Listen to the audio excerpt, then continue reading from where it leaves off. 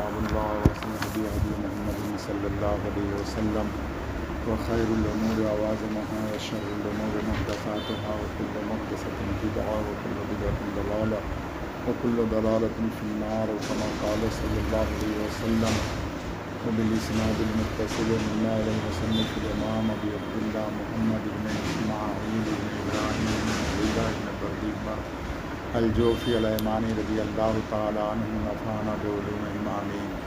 رب اشرح لي صدري ويسر لي أمري واحلل عقدة من لساني يفقهوا قولي رب زدني علما.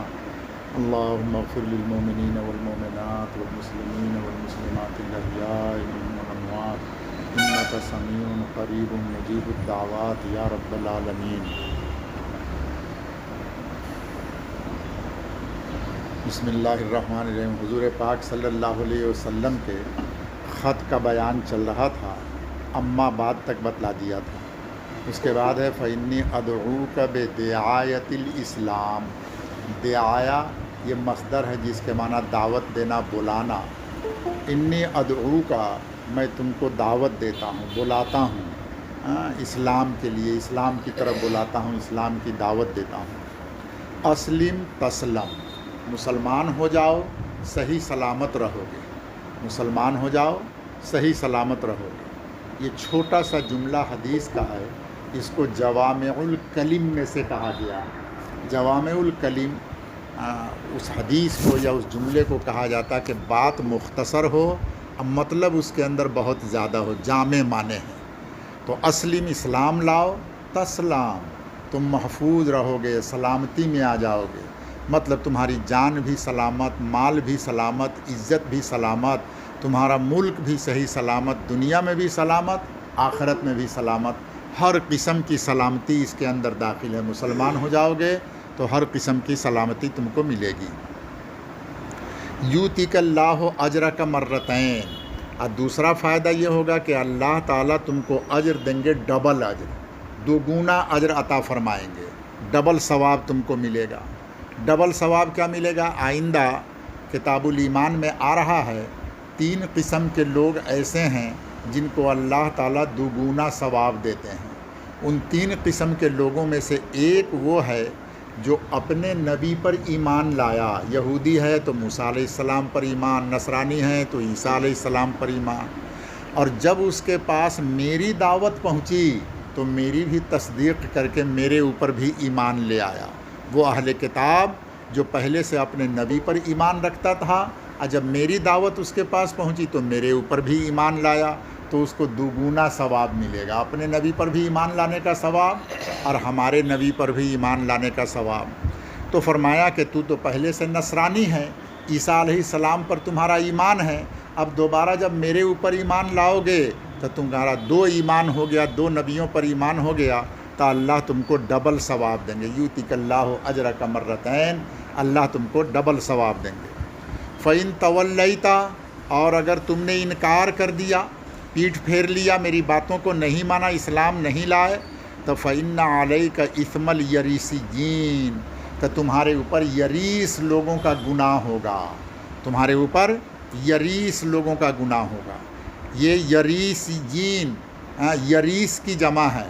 اس کے معنی آتا ہے عکار، کاشتکار، کسان لوگ، کھیتی باڑی کرنے والے لوگ، کسان لوگ. اس کو 2 طرح سے پڑھا گیا ہے، یا کے ساتھ بھی اور حمزہ کے ساتھ بھی. یریسیین اور حمزہ کے ساتھ اریسیین.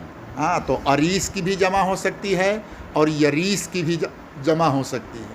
اس سے مراد یہاں پر کسان اور کاشتکار لوگ ہیں کہ تم راجا ہو، تم بادشاہ ہو، جب تم مسلمان ہوگے تو تم کو دیکھ کر کے پوری رعایا اور پوری پبلک بھی مسلمان ہو جائے گی. الناس علی دین ملوکہم. لوگ اپنے بادشاہ کے دین پر ہوتے ہیں، تو جب بادشاہ مسلمان ہو جائے گا تو بقیہ رعایا اور پبلک بھی کیا ہو جائے گی؟ مسلمان ہو جائے گی. تو تم کو اور ثواب ملے گا. اور اگر تم اسلام نہیں لائے اور اسلام سے انکار کر دیا تو بادشاہ کے ڈر سے تمہاری پبلک بھی ایمان نہیں لائے گی کہ بادشاہ کے مذہب کے علاوہ جائیں گے تو ہم لوگوں کو مار دیا جائے گا. تو ان کے ایمان میں داخل ہونے کے لیے تم رکاوٹ بن گئے، تم مانے بن گئے.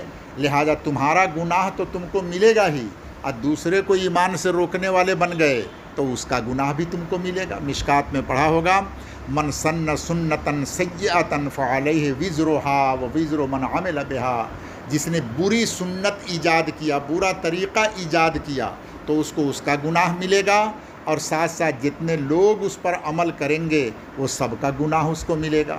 تو تم چونکہ ان لوگوں کے ایمان کے لیے رکاوٹ بنو گے، اس لیے اس کا گناہ بھی تم کو ملے گا۔ مشہور تفسیر تو اس کی یہی ہے کہ یریث سے مراد کاشتکار لوگ ہیں، اور روم کے لوگ، ملک شام کے لوگ کاشتکاری زیادہ کرتے تھے، اسی لیے یریث کہا۔ عام شراح نے یہی لکھا۔ حضرت مولانا علی میاں ندوی صاحب رحمۃ اللہ علیہ کا قول ہمارے استاد شیخ مولانا یونس صاحب رحمۃ اللہ علیہ نے نقل کیا کہ اس سے مراد کاشتکار نہیں ہے، بلکہ اس سے مراد ایک عریس مصری تھا، ایک آدمی تھا مصری، مصر کا رہنے والا، اسکندریہ کا، عریس اس کا نام تھا۔ وہ آدمی ایروس، وہ آدمی دین عیسوی کے اوپر تھا، عیسیٰ علیہ السلام کے صحیح دین کے اوپر تھا۔ عیسیٰ علیہ السلام کے دین میں لوگوں نے تحریف کر دیا، بدل دیا، اب بدل کر کے 3 خدا کو مان لیا تھا ان لوگوں نے، ثالث و ثلاثہ۔ لیکن یہ طبقہ ایسا تھا جو اصلی دین پر تھا، عیسیٰ علیہ السلام کے الوہیت کا قائل نہیں تھا کہ عیسیٰ علیہ السلام خدا ہیں، بلکہ وہ عیسیٰ علیہ السلام کو عبداللہ مانتے تھے، اللہ کا بندہ مانتے تھے، صحیح دین پر تھا۔ سمجھ میں آیا نا؟ اور یہی دین ہرقل بادشاہ کا بھی تھا۔ ہرقل بادشاہ بھی اسی مذہب کو ماننے والا تھا جس مذہب کو وہ آدمی مانتا تھا۔ اب اگر یہ آدمی اپنے اس پرانے مذہب کو چھوڑ کے اسلام کو قبول کرتا ہے تو اس کے مذہب پر جتنے لوگ تھے وہ سب اس کے ساتھ ساتھ اسلام میں داخل ہو جائیں گے، اور اگر یہ اسلام میں داخل نہیں ہوتا ہے تو اس کے مذہب پر جو ماننے والے لوگ ہیں وہ لوگ بھی اسلام میں داخل نہیں ہوں گے، تو ان لوگوں کا گناہ بھی تمہارے اوپر ہوگا۔ ایک طبقہ، ایک گروپ کی طرف اشارہ ہے۔ وَيَا اہل الکتاب، خط کے اندر یہ قرآن کی آیت بھی اللہ کے نبی صلی اللہ علیہ وسلم نے لکھی تھی۔ یہاں ایک بات سمجھنے کی ہے، کچھ شراح کی رائے یہ ہے کہ یہ آیت جب حضور صلی اللہ علیہ وسلم نے سن 6 ہجری کے ذی الحجہ میں لکھا، 7 ہجری کے محرم میں ہرقل کے پاس پہنچ رہا ہے، صلح حدیبیہ سے لوٹ کر کے آئے اور آنے کے بعد خط لکھ رہے ہیں، تو صلح حدیبیہ کس میں ہوا؟ ذی القعدہ مہینہ میں ہوا تھا سن 6 ہجری میں۔ گھر لوٹ کر کے آئے تو ذی الحجہ میں آپ نے یہ خط لکھا ہے، اخیر ذی الحجہ میں، اور ذی الحجہ کے بعد محرم، نیا سال شروع ہو گیا، سن 7 ہجری کے محرم میں اس کے پاس خط پہنچ رہا ہے۔ اس وقت تک یہ آیت نازل نہیں ہوئی تھی۔ سمجھ میں آیا نا؟ یا اہل الکتاب، یہ آیت نازل سن 9 ہجری میں جب وفد نجران، اللہ کے نبی صلی اللہ، نجران کا ایک وفد اہل کتاب کا اللہ کے نبی صلی اللہ علیہ وسلم کی خدمت میں آیا، تو سن 9 ہجری کے اندر یہ آیت نازل ہو رہی ہے، اور خط لکھا جا رہا ہے سن 6 ہجری کے اندر۔ سمجھ میں آیا نا؟ تو اب تک تو یہ آیت نازل نہیں ہوئی، اس لیے ایک جماعت کی رائے یہ ہے کہ یہ آیت اب تک نازل نہیں ہوئی۔ یہ حضور صلی اللہ علیہ وسلم نے اپنی طرف سے ایک عربی عبارت لکھا، اور یہ حضور صلی اللہ علیہ وسلم کے فصاحت اور بلاغت کی نشانی ہے کہ آپ نے اتنا فصیح اور بلیغ جملہ لکھا کہ بعد میں اللہ نے اس کو قرآن کی آیت بنا کر کے نازل کر دیا۔ تو جس وقت لکھا جا رہا تھا اس وقت تک کہ یہ قرآن کی آیت نہیں تھی۔ سمجھ میں آیا نا؟ حضور نے اپنی طرف سے، آپ کی زبان عربی زبان تھی، اتنا فصیح بلیغ سندر جملہ آپ نے لکھا، اور اس کے بعد میں اللہ تعالیٰ نے اس کو آیت بنا کر کے سن 9 ہجری کے اندر نازل کر دیا۔ کچھ شراح کی رائے یہ ہے۔ اسی طریقے سے حضرت عمر کے بارے میں آتا ہے، ایک مرتبہ حضرت عمر رضی اللہ تعالیٰ عنہ کی زبان مبارک سے نکلا، فَتَبَارَكَ اللَّهُ أَحْسَنُ الْخَالِقِينَ، یہ حضرت عمر کی زبان سے نکلا، بھی قرآن میں آیت میں نازل نہیں ہوئی تھی۔ فَتَبَارَكَ اللَّهُ أَحْسَنُ الْخَالِقِينَ، یہ حضرت عمر فرما رہے ہیں، بعد میں اللہ تعالیٰ نے قرآن کی آیت بنا کر کے اس کو نازل کر دیا۔ تو جب حضرت عمر کی زبان سے اتنا اچھا جملہ نکل سکتا ہے تو حضور پاک صلی اللہ علیہ وسلم کی زبان سے تو بدرجہ اولا اس سے اچھا جملہ نکل سکتا ہے، اس لیے حضور نے بیان کیا۔ اب یہاں سوال نہیں ہوگا کہ غیر مسلم کے پاس قرآن کی آیت لکھ کر کے کیوں بھیجا حضور نے؟ اس لیے کہ جس وقت بھیج رہے ہیں اس وقت تک کہ یہ قرآن کی آیت نازل نہیں ہوئی تھی۔ سمجھ میں آیا نا؟ اور دوسری جماعت کی رائے جس میں امام بخاری بھی ہیں، ان کی رائے یہ ہے کہ نہیں، یہ آیت نازل ہو چکی تھی، پہلے سے آیت نازل ہو چکی تھی، اور قرآن کی آیت ہی کو حضور صلی اللہ علیہ وسلم نے اپنے خط کے اندر نقل کیا ہے۔ اس کا پتہ چلے گا کتاب الجہاد میں، کتاب الجہاد میں آئے گا۔ میں نے ایک دن اشارہ بھی کیا تھا کہ فوج جب لڑنے کے لیے جائے دشمن سے تو اس وقت میں قرآن پاک کو اپنے ساتھ لے کر کے جائے یا نہ جائے۔ مسلم فوج دشمن سے لڑنے جا رہی ہے، ہاں، ارض عدو میں، دشمن کی زمین میں، تو قرآن کو لے کر کے جائے یا نہ جائے، اس باب کے اندر امام بخاری نے اس روایت کو نقل کیا ہے، اور اس سے ثابت کیا کہ جب حضور صلی اللہ علیہ وسلم کے غیر مسلم کے پاس قرآن کی آیت لکھ کر کے بھیج رہے ہیں تو فوج کے لوگ بھی جب فوج لڑنے کے لیے جائے تو وہ قرآن کو لے کر کے جا سکتے ہیں۔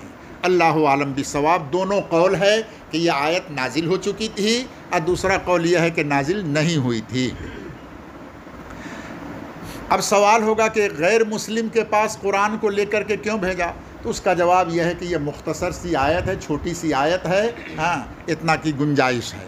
یا اہل الکتاب تعالوا الی کلمۃ سواء بیننا و بینکم الا نعبد الا اللہ، اے اہل کتاب تم لوگ آ جاؤ ایک ایسے کلمہ کی طرف جو ہمارے اور تمہارے درمیان میں برابر ہیں کہ ہم لوگ اللہ کے علاوہ کسی کی عبادت نہ کریں اور اللہ کے ساتھ کسی کو شریک نہ کریں، اور ہم میں کا بعض کو اپنے اللہ کے علاوہ رب نہ بنائیں۔ ہاں، عیسیٰ علیہ السلام کے دین میں بھی یہی بات ہے، ایک اللہ کی عبادت کرو، شرک نہ کرو۔ موسیٰ علیہ السلام کے دین میں بھی یہی بات، تمام نبیوں کے دین میں توحید کی دعوت ہے، ایک اللہ کو مانو، اللہ کے ساتھ شریک کسی کو مت بناؤ۔ تو یہ کلمہ ایسا ہے جو سب کے درمیان میں برابر ہے۔ یہ دعوت کا اس کے اندر اصول سکھلایا کہ کسی کو جب دعوت دینا ہو غیر مسلم کو تو ان کے سامنے متفق علیہ چیز کو بیان کیا جائے، ایسی باتوں کو بیان کرو جس کو وہ بھی مانتے ہیں، جس کو ہم بھی مانتے ہیں۔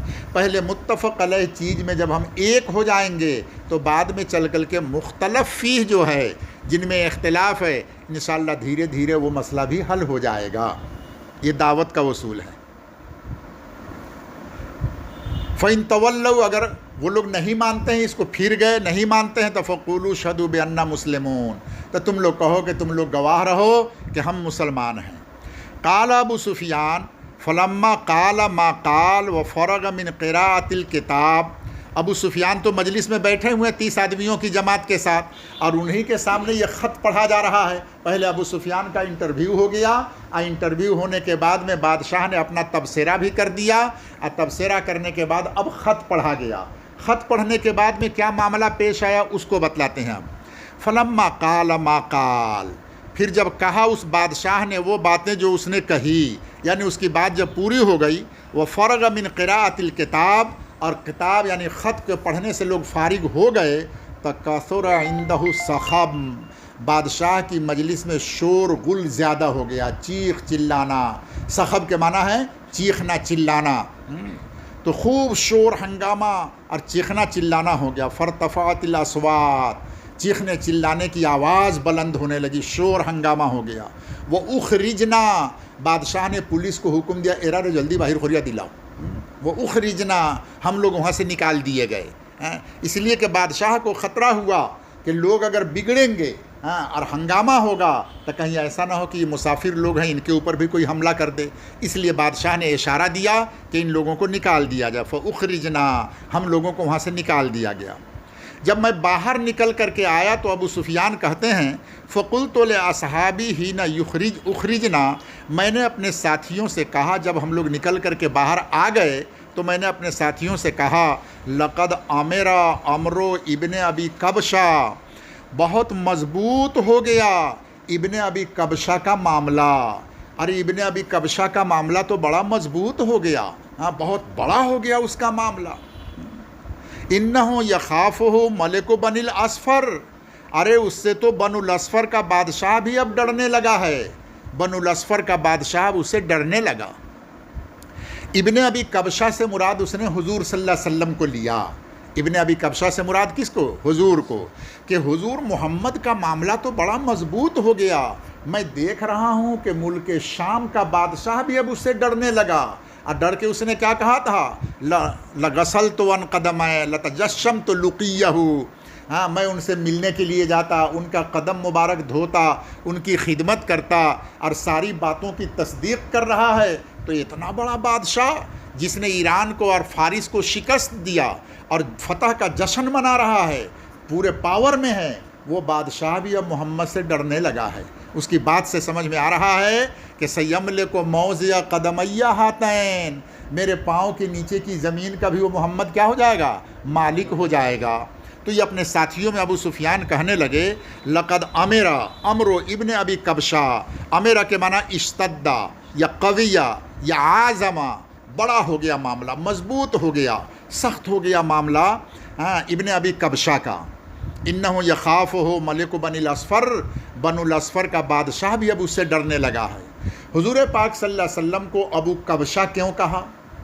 یہ تو حضور کے ناموں میں کوئی نام مشہور، آپ کے 99 نام ہیں، ان میں بھی ابو کبشہ کہیں پر نہیں ہے، اور محمد احمد جو آپ کا اسم ذاتی ہے اس میں بھی ابو کبشہ کہیں پر نہیں ہے۔ سمجھ میں آیا نا؟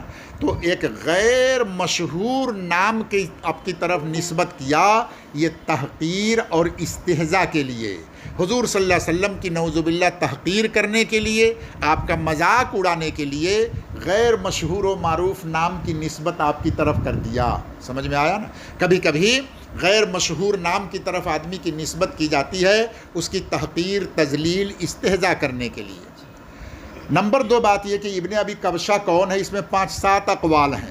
سمجھ میں آیا نا؟ بعضوں نے کہا کہ حضور پاک صلی اللہ علیہ وسلم کے دادا نانا کا لقب تھا، یہ نانا کی کنیت تھی، حضور پاک صلی اللہ علیہ وسلم کے نانا کی کنیت۔ دوسرا قول یہ ہے کہ حضور پاک صلی اللہ علیہ وسلم کی مرضعہ، جنہوں نے آپ کو دودھ پلایا تھا، دائی حلیمہ رضی اللہ تعالی عنہا، حلیمہ سعدیہ رضی اللہ عنہا کے شوہر کی کنیت تھی یہ۔ حلیمہ شوہر تو کیا ہوئے؟ رضائی باپ ہو گئے، بیوی جب رضائی ماں ہو گئی، دودھ پلانے والی ماں، تو ان کا شوہر کیا ہوگا؟ رضائی باپ ہوگا۔ تو حضور صلی اللہ علیہ وسلم کے رضائی باپ جو تھے، حلیمہ سعدیہ کے شوہر، ان کی کنیت تھی ابو کبشہ، اس کی طرف نسبت کر کے حضور کو ابو کبشہ کہا۔ اور بھی اس کے اندر اقوال ہیں۔ انہو یخافہ ملک بنی الاصفر، اس سے ڈرنے لگ گیا ہے بنو الاصفر کا بادشاہ۔ بنو الاصفر، بنو الاصفر سے مراد روم کے لوگ ہیں۔ روم کے لوگوں کا رنگ ہلدی رنگ، سفید رنگ، زرد رنگ کے ہوتے ہیں، گورے گورے چٹے گورے ہوتے ہیں، اس لیے ان کو بنو الاصفر کہا جاتا ہے، رومی لوگ۔ کہ روم کے لوگوں کا جو بادشاہ ہے، یعنی وہی ہرقل بادشاہ، وہ بھی اب محمد سے ڈرنے لگا ہے۔ تو بنو الاصفر سے مراد کون لوگ؟ رومی لوگ۔ اب بعض لوگوں نے یہ کہا کہ ایک مرتبہ حبشہ کے ایک بادشاہ نے ملک روم پر حملہ کیا۔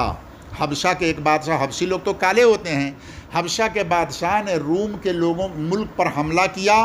حملہ کرنے کے بعد وہاں کی بہت ساری عورتوں کو اپنی باندی بنا لیا یا ان سے شادی کر کے اپنی بیوی بنایا۔ تو حبشی لوگ کالے اور روم کے لوگ گورے، کالا اور گورا جب دونوں ایک ساتھ ملا تو اس سے جو بچہ پیدا ہوا وہ یہ زرد رنگ کا، ہلدی رنگ کا، اصفر رنگ کے بچہ پیدا ہونے لگے، اس لیے ان کو بنو الاصفر کہا جاتا ہے۔ اللہ عالم، مراد اس سے کون ہے؟ روم کے لوگ ہیں، کہ روم کا بادشاہ بھی ڈرنے لگا۔ فما زلت موقنا انہ سیظہر، اسی دن سے میں ہمیشہ یہ یقین کرنے لگا کہ انہ سیظہر، ان قریب محمد کا غلبہ ہو جائے گا۔ ابھی تک تو میں مسلمان نہیں ہوا تھا، لیکن میرے دل میں یہ بات بیٹھ گئی اس دن سے کہ ان قریب محمد کا غلبہ ہو جائے گا، دین اسلام کا غلبہ ہو جائے گا۔ حتی ادخل اللہ علی الاسلام، یہاں تک کہ اللہ نے میرے بھیتر زور زبردستی سے ٹھیل کر کے اسلام کو داخل کر دیا۔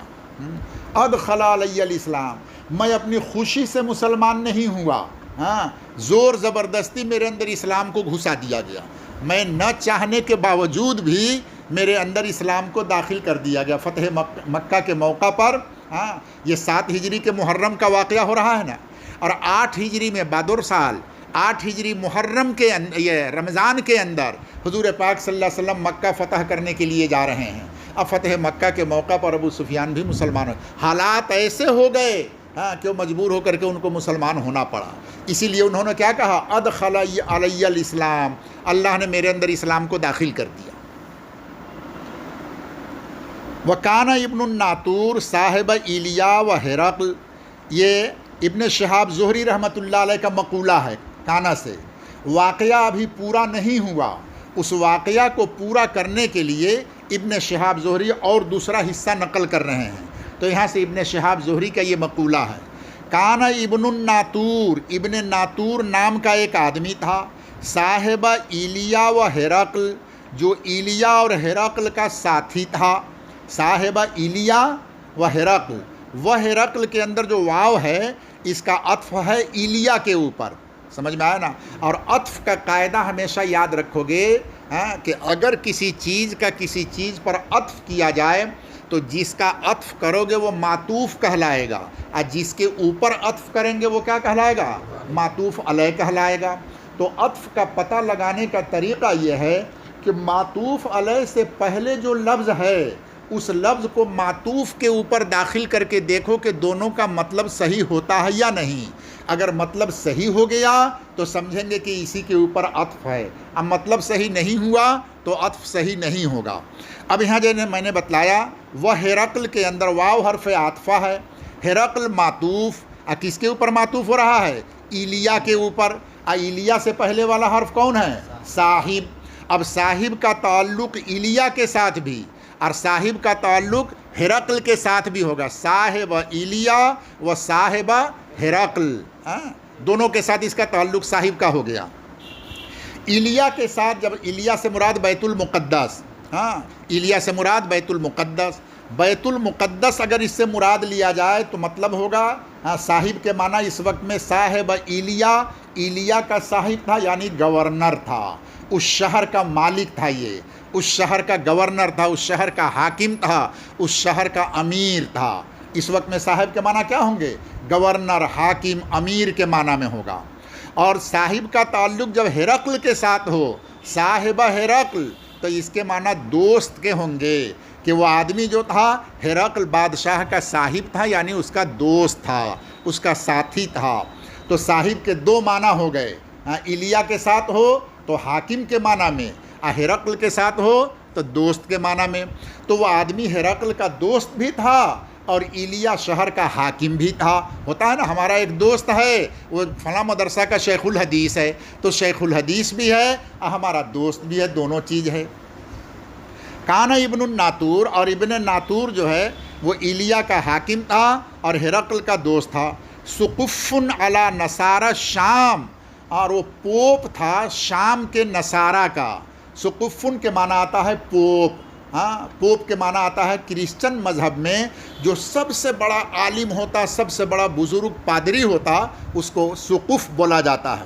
سمجھ میں آیا نا؟ اس کو ہماری زبان میں ترجمہ کرتے ہیں پوپ، پادریوں کا سردار. تمام پادریوں کا جو سردار ہوگا اس کو فادر کا سردار، اس کو سقف کہا جاتا ہے.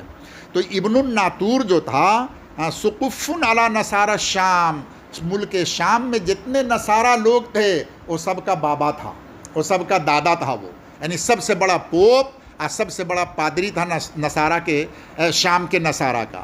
اس کو کئی طرح سے پڑھا گیا ہے. کان سقفن، وہ سقف تھا، مرفوع پڑھا جائے، خبر ہوگی مبتدا، یہ اس کی مبتدا محذوف کی، ہوا سقفن، ہوا سقفن علی نصارى الشام. اور دوسرا ہے کہ اس کو پڑھا جائے سوقفہ، سوقفہ مجہول کا صیغہ، اس کو پوپ بنا دیا گیا تھا شام کے نصارہ کا. سوقفہ اس کو پوپ اور پادری بنا دیا گیا تھا شام کے نصارہ کا. یحدث ان ہرقل حین قدم، بیان کرتے ہیں کہ ان ہرقل حین قدم ایلیا، جس وقت کہ ہرقل ایلیا میں آیا، جب وہ لڑائی میں فارس پر غالب آ گیا تو شکریہ ادا کرنے کے لیے بیت المقدس گیا تھا نا، تو جس وقت میں ایلیا میں آیا تو اصبح یوما خبیث الناس، ایک دن دیکھا گیا صبح کے وقت میں کہ اس کے چہرے کا رنگ بدلا ہوا ہے. خبیث النفس سے مراد چہرے کا رنگ متغیر ہے، چنتت، پریشانی، الجھن، ٹینشن، اس کے چہرے پر الجھن، پریشانی اور ٹینشن کا اثر ہے. سمجھ میں آیا نا؟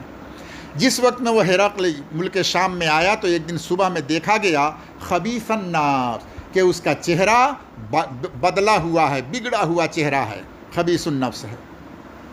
فقال بعض بطارقت ہی، تو اس کے بعد بطارقہ نے کہا، بطارقہ یہ بطریق کی جمع ہے، ہاں، اور بطریق کے معنی آتا ہے خواص لوگ، بادشاہ کے جو اخص الخواص لوگ ہوتے ہیں، جو ہر دم مقرب لوگ ہوتے ہیں، بادشاہ کے نزدیک رہتے ہیں، تو ان میں سے بعض لوگوں نے کہا قد استنکرنا ہیئتک، بادشاہ سلامت، آج تو ہم لوگ آپ کے چہرے کی شکل کو اور رنگ روپ کو ناگوار دیکھ رہے ہیں، ہاں، آپ کے چہرے کا رنگ بگڑا ہوا نظر آتا ہے، چہرے کا رنگ بدلا ہوا نظر آتا ہے۔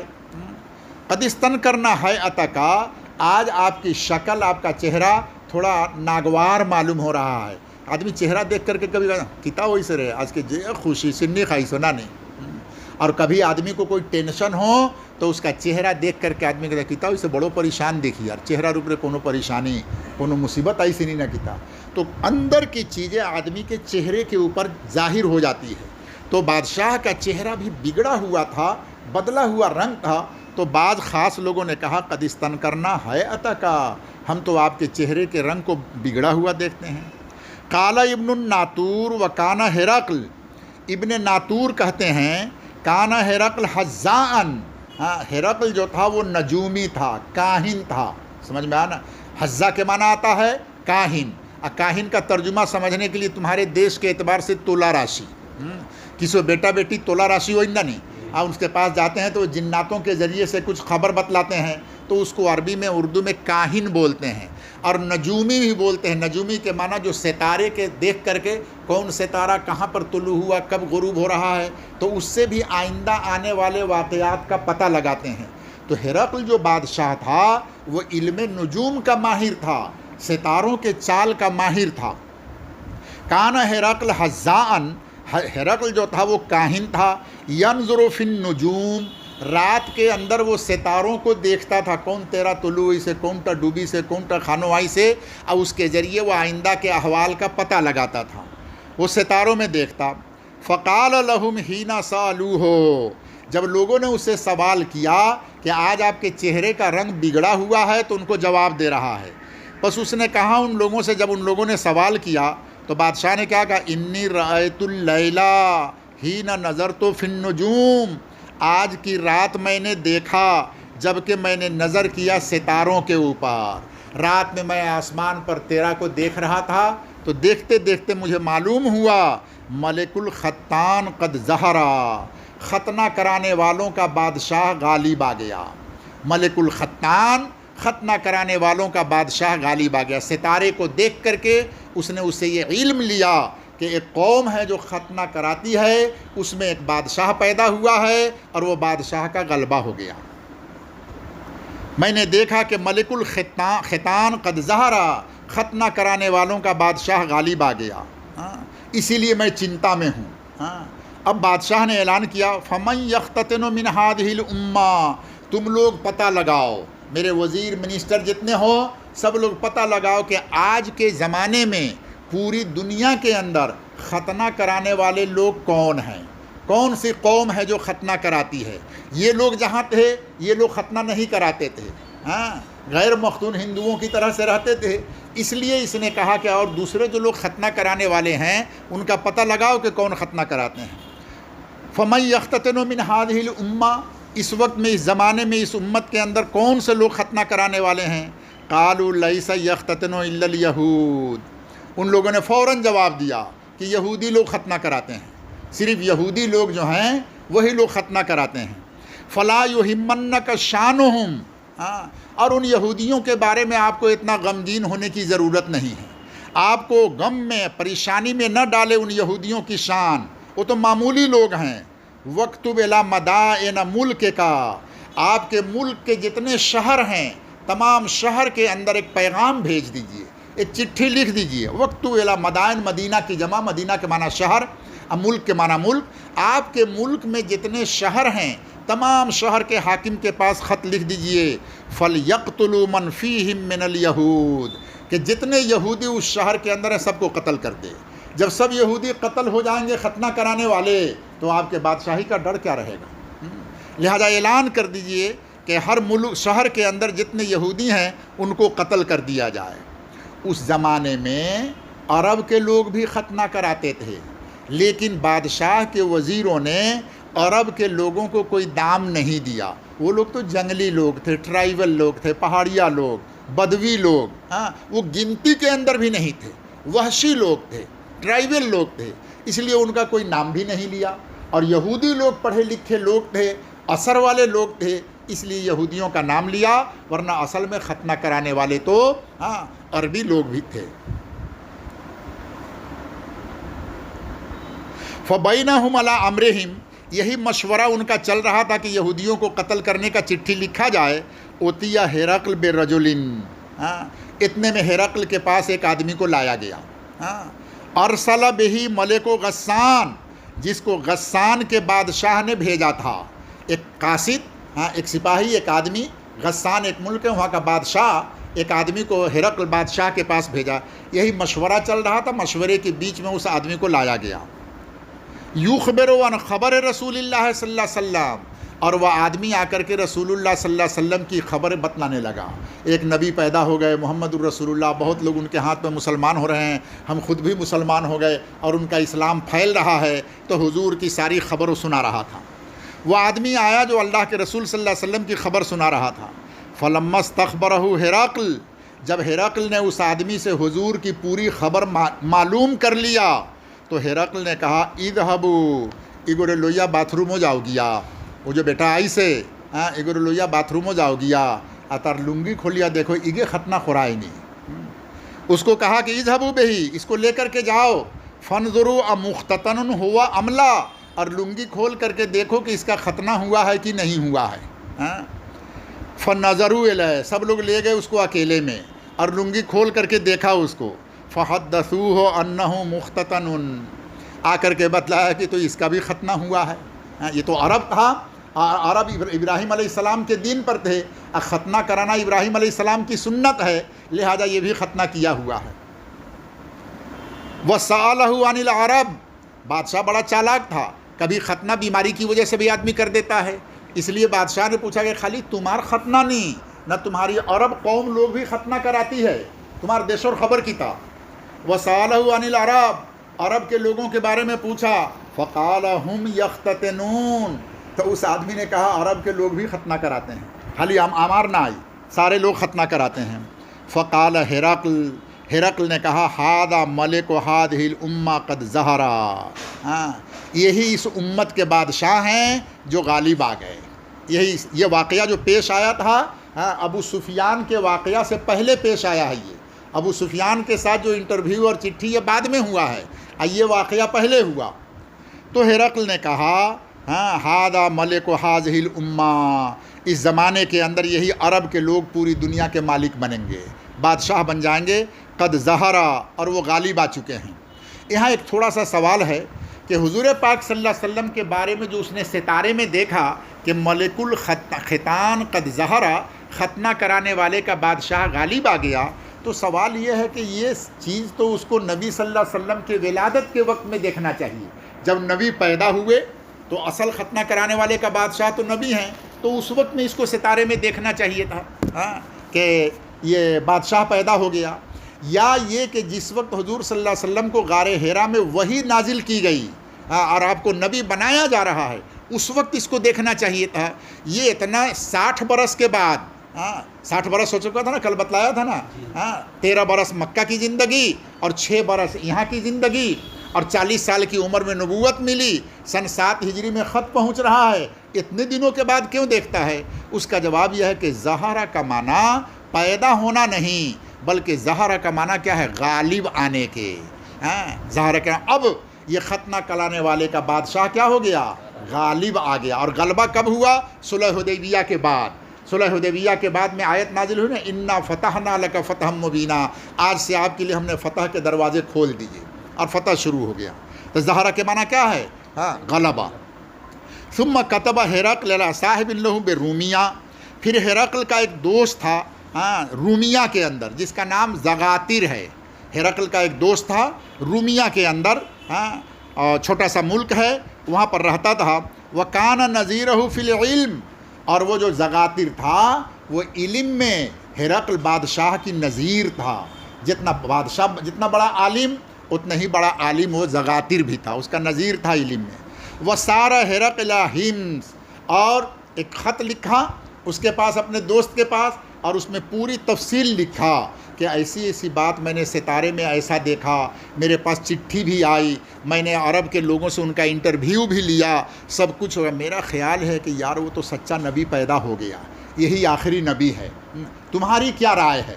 رائے معلوم کرنے کے لیے زغاتر کے پاس چٹھی لکھا، اور اس کے بعد یہ ایلیا سے سفر کر کے اپنے دارالسلطنت میں آ رہا۔ ہمس اس کا دارالسلطنت، جیسے دلی ہندوستان کا دارالسلطنت ہے تو ہمس اس کا دارالسلطنت ہے، وہاں نظر پورا ہو گیا، شکریہ ادا ہو گیا، عبادت وغیرہ کر کے اب لوٹ کر کے اپنے دارالحکومت میں آ رہا ہے۔